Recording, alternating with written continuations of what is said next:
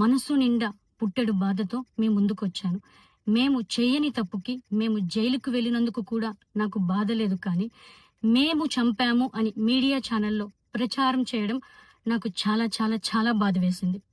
అతని చావులో మా ప్రమేయం లేదని గౌరవ కోర్టు భావించింది కాబట్టే నాకు 19 రోజుల్లో బెయిల్ వచ్చింది. సబ్సిక్వెంట్లీ 1 నెలలో మా అందరికీ బెయిల్ వచ్చింది.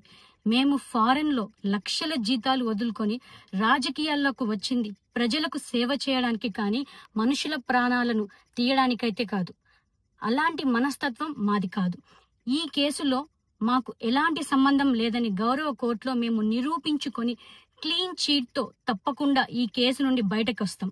ఈ కేసు చెన్నై కోర్టులో విచారణ ఉన్నందున నేను ఈ కేసు గురించి ఇంతకు మించి మాట్లాడకూడదని మా లాయర్లు నన్ను సూచించారు.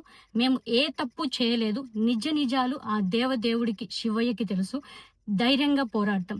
నేను జనసేన పార్టీ అధినేత శ్రీ పవన్ కళ్యాణ్ గారిని కలవడానికి ట్రై చేస్తున్నాను కాబట్టి ఇన్ని రోజులు మీడియా ముందుకు రాలేదు. మేము ప్రస్తుతం చెన్నైలో ఉన్నాము. త్వరలో నా పైన జరిగిన కుట్రకు సంబంధించిన వీడియోలతో ఆధారాలతో మీడియా ముందుకు వస్తానని తెలియజేస్తున్నాను.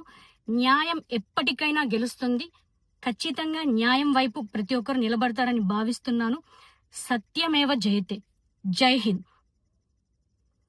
మీ వినుత కోట.